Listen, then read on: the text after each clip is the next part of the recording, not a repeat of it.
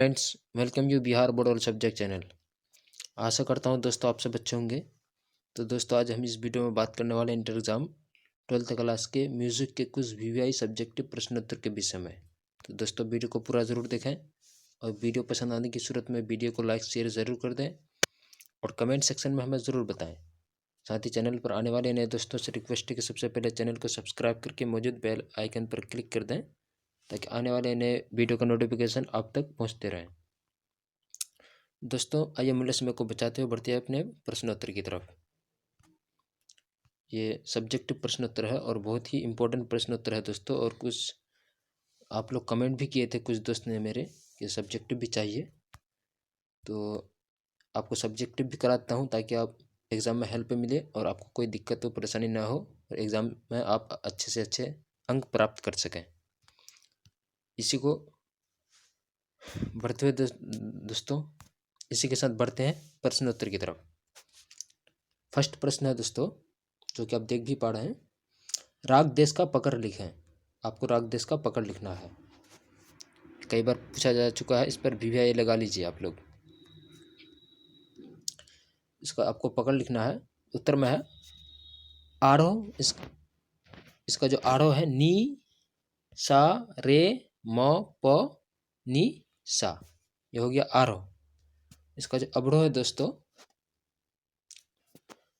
सानी धप धम ग रे ग नी सा, ये हो गया अवरोह।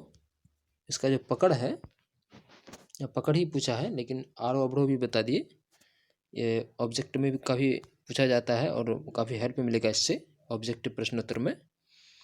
इसका पकड़ है दोस्तों म प ध ड म ग रे गौड़नी और सा, ये पकड़ है। अगला प्रश्न है राग बिहाग का संक्षिप्त परिचय लिखें। अब राग बिहाग का आपको संक्षिप्त परिचय लिखना है। उत्तर में है राग बिहाग जो है समय इसका रात्रि का प्रथम पहर है। इसका गायन समय है ना, यह ऑब्जेक्टिव एकदम पूछा जाता है। कई बार मैं आपको करा भी चुका हूँ इसका ऑब्जेक्टिव कि राग बिहाग का गायन समय क्या है।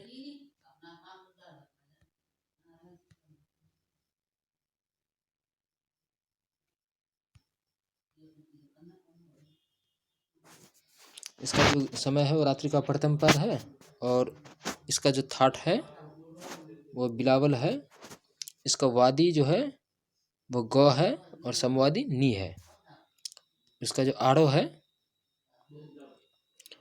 आड़ो जो है नी सा ग म प नी सा, यह हो गया आरोह। इसका अबड़ो जो है स नी ध प म ग रे सा, यह हो गया अबड़ो राग बिहाग का। इसका जो पकड़ है जो कि आप देख भी पा रहे हैं नी सा ग म प ग म ग इत्यादि। अब इसका आपको परिचय भी देना है। तो आप जैसे देख पा रहे हैं दोस्तों, राग का परिचय इसका है बिलावल थाट से उत्पन्न वह राग औड़व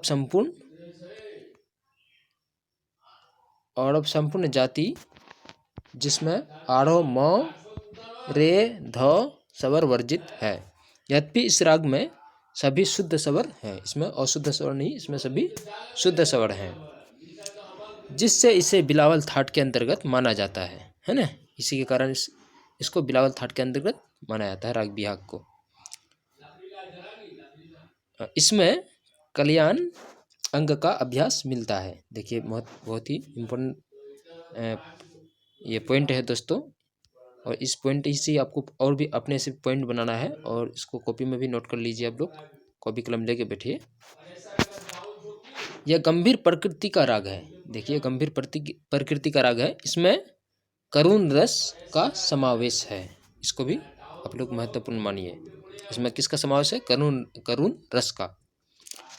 आयुर्वेद की दृष्टि से वह राग वातजन्य होने से कफजन्य रोगों का शमन करता है। देखिए अब ये राग सुनने से जो दर्द का बीमारी होता है और खांसी का इसमें भी ये शमन करता है, इसको भी कम करता है ये सुनने से।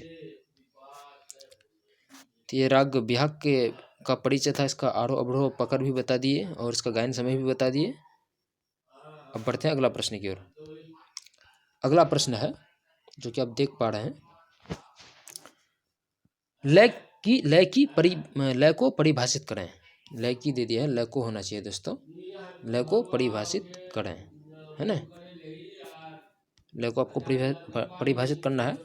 उत्तर में है, संगीत में समान गति या चाल को लय कहा गया है। देखिए बहुत ही इजी है। संगीत में समान गति या चाल को लय कहा गया है, जिसकी चाल प्रति सेकंड समान होती है। मतलब इसकी जो चाल है वो प्रति सेकंड समान होती है, आगे पीछे नहीं होती है। यही जो लय है। अगला प्रश्न है नोट कर लीजिएगा इसे पॉइंट। अगला प्रश्न है दोस्तों, राम यमन का आरोह अवरोह क्या है? इस पर वीवीआई लगा लीजिए। उत्तर में है, आरोह जो है राम यमन का राग होगा दोस्तों, यहाँ राम नहीं होगा, राग यमन होगा, राग यमन। तो राग यमन का जो आरोह है वह सा रे ग मे प धी नी सा। इसका जो अवरोह है सानी ध प मे ग रे सा। और इसका जो अथवा और आरोह में सा जो आरोह है इसका नी रे ग म पे धे नी सा, ये भी है दोस्तों, इत्यादि में है। अगला प्रश्न है, राग किसे कहते हैं? देखिए बहुत ही इंपॉर्टेंट प्रश्न है ना। राग किसे कहते हैं? 5 नंबर प्रश्न है। इसका उत्तर जो कि आप देख पा रहे हैं, उत्तर में है दोस्तों, स्वर और वर्ण से विभूषित, स्वर और वर्ण से विभूषित ध्वनि जो मनुष्यों का मनोरंजन करे। यानी वह ध्वनि जो मनुष्यों का, जिससे मनुष्य मनोरंजन करे, राग कहलाता है। अब एक गीत जो है दोस्तों, म्यूजिक वगैरह, यही सब राग कहलाता है, जिससे आदमी हम लोग मनुष्य मनोरंजन करते हैं। अब आरोह अवरोह का 6 नंबर में जो प्रश्न है वो आरोह एवं अवरोह की परिभाषा के बारे में आपको बताना है। आरोह और अवरोह क्या है? ये ऑब्जेक्टिव में भी बार बार पूछा जा रहा है, इस पर आप लोग वीवीआई लगा लीजिए और नोट कर लीजिए। तो प्रश्न है दोस्तों, आरोह एवं अवरोह की परिभाषा दें। यानी इसको, ये क्या है इसको बतलाना है आपको। उत्तर में है, स्वर के चढ़ते क्रम को आरोह कहते हैं। देखिए बहुत ही मेन पॉइंट है, स्वर के चढ़ते क्रम को आरोह कहते हैं और स्वर के उतरते हुए क्रम को अवरोह कहते हैं। अब उदाहरण भी दे दिया है, जैसे आरोह सा रे ग म प ध नी सा, ये सब क्या है? ये सब आरोह है। इसका जो उतरते हुए क्रम है अवरोह, सा नी ध प म ग रे सा, इसका अवरोह हो गया। अब ये तो लघु उत्तर करा रहे थे, अब दोस्तों कुछ बड़ा प्रश्न करा रहे हैं। इसके बाद आपको कुछ दीर्घ प्रश्न भी कराएंगे। तो प्रश्न है दोस्तों, अगला प्रश्न, राग केदार में एक छोटा ख्याल लिखें। राग केदार का एक छोटा ख्याल आपको लिखना है। उत्तर में है, ख्याल शब्द सामान्यतः विचार के अर्थ में गृहीत होती है। किसमें गृहीत होती है? विचार के अर्थ में। यह सर्वमान्य है कि संगीत का विचार से गहरा संबंध है। बिल्कुल, इसके मनुष्य के विचार से इसका गहरा संबंध है। इससे मनुष्य भक्ति भी करते हैं, शेर व शायरी भी करते हैं संगीत के ही जरिए, और ईश्वर को भी पूजते हैं, उसको मनाते हैं। ये सब संगीत के ही जरिए होता है ना। तो मनुष्य से बहुत ही गहरा जुड़ा हुआ है। क्योंकि अगला पॉइंट, क्योंकि विचार के अभाव में संगीत संबंधी सृजनात्मक कार्यगति संभव नहीं है। वस्तुतः ख्याल गायन की एक शैली है। ख्याल जो है गायन की एक शैली है। हम अपने ख्याल को ही तो गा के प्रकट कर रहे हैं। अगला पॉइंट है संगीत की अन्य गायन शैलियों की तरह ख्याल नाम की गायन शैली में भी विचार कल्पना आदि का पूरा ध्यान रखा जाता है।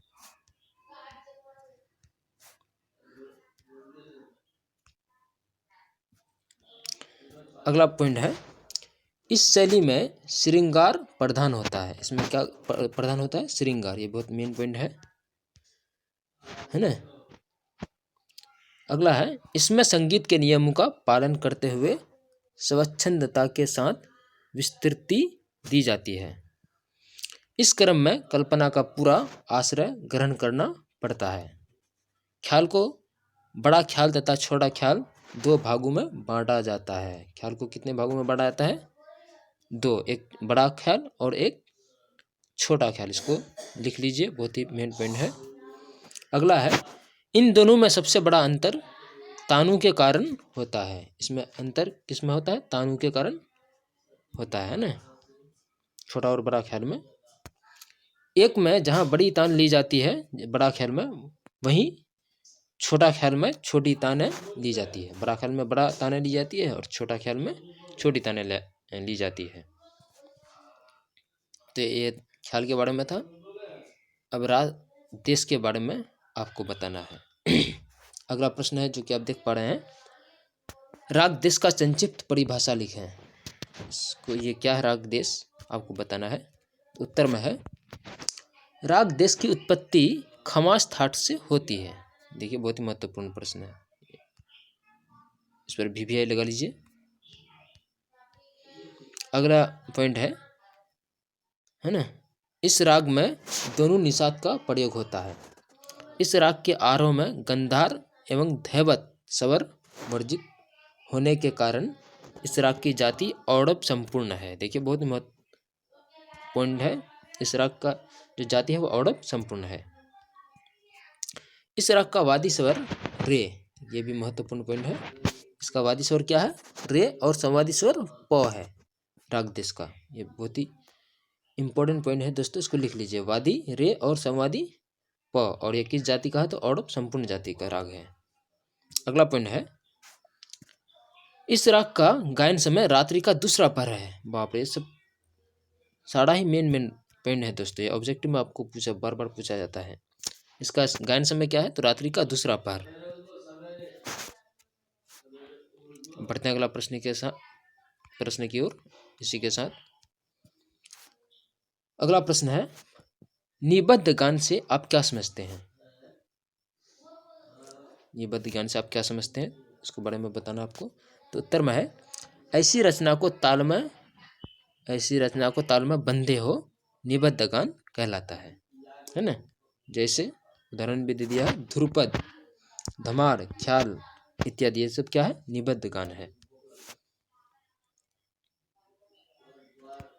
जो ताल में बंधे होते हैं उसी को निबद्ध गान कहते हैं। अगला प्रश्न है 10 नंबर, अनुवादी स्वर से आप क्या समझते हैं? है ना, अनुवादी स्वर से आप क्या समझते हैं?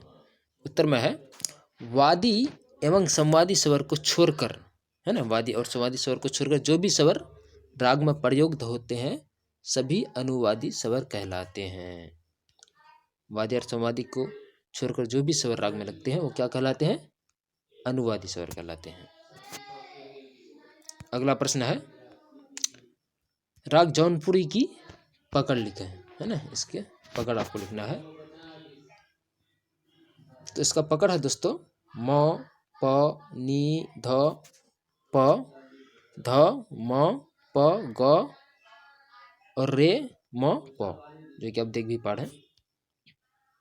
अगला प्रश्न है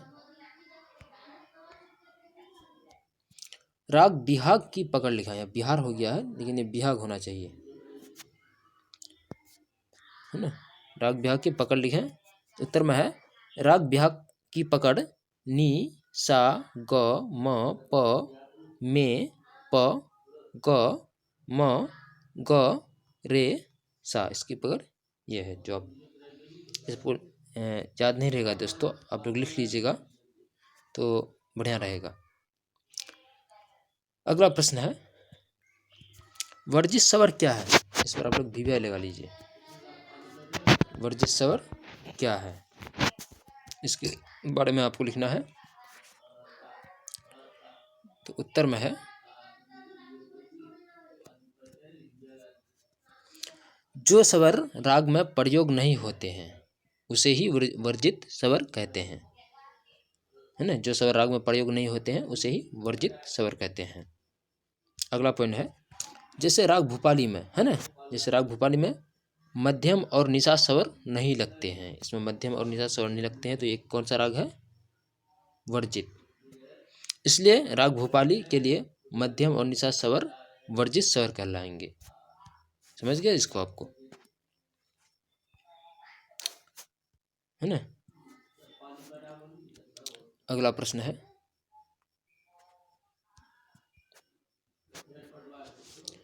वादी पर संक्षिप्त टिप्पणी लिखें। अब इसको एकदम छोटा टिप्पणी लिखने के लिए बोल रहा है। उत्तर में है, ऐसे स्वर जो किसी राग को सबसे महत्वपूर्ण स्वर होता है, जिसका प्रयोग बार बार उस राग में किया जाता है ना, जिसका प्रयोग उसमें बार बार किया जाता है, वही जो है वादी स्वर कहलाता है। वादी स्वर राग रूपी राज्य का राजा माना जाता है। देखिए, बहुत ही मेन पॉइंट है। वादी स्वर जो है राग रूपी राज्य का राजा माना जाता है। अगला प्रश्न है दोस्तों, और ये बहुत ही इम्पोर्टेंट है, इसलिए इस पर वीवीआई लगा लीजिए। प्रश्न है दोस्तों, अलंकार क्या है? अलंकार क्या है?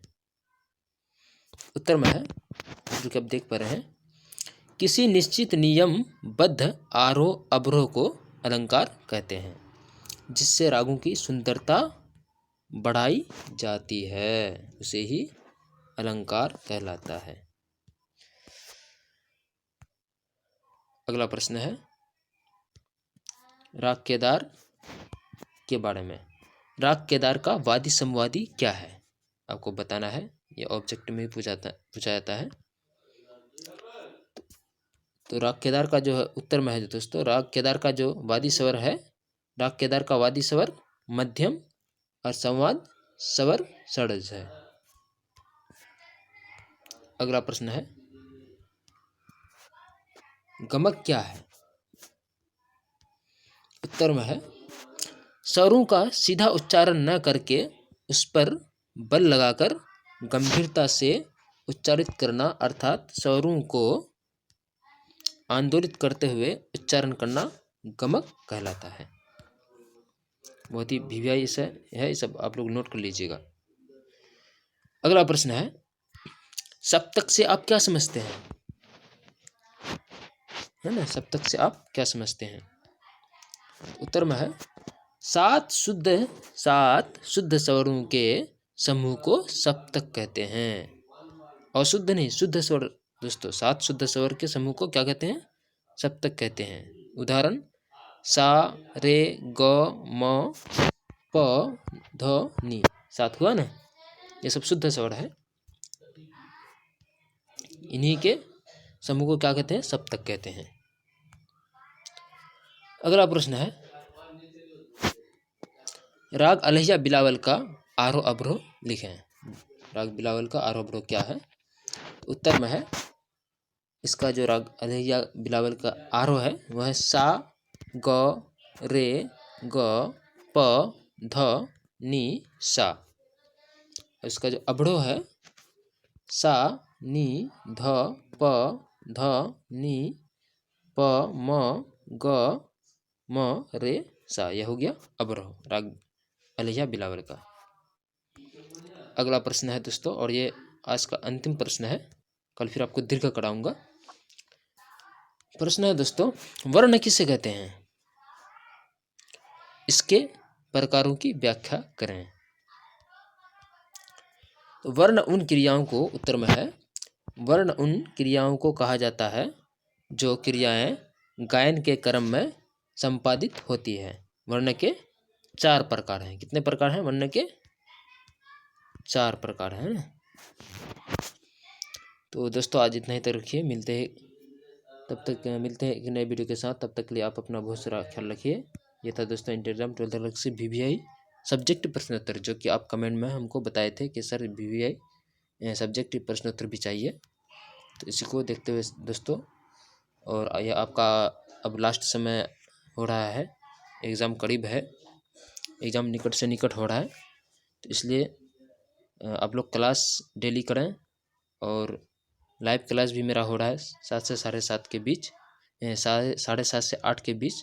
तो आप लोग लाइव क्लास में ज़रूर जुड़ें, और उसमें भी आपको ऑब्जेक्टिव सब्जेक्टिव सब कराऊंगा, टाइम पर जुड़ जाइएगा। तो दीजिए मुझे इजाज़त, मिलते हैं एक नए वीडियो के साथ। तब तक के लिए आप अपना बहुत सारा ख्याल रखिए। धन्यवाद।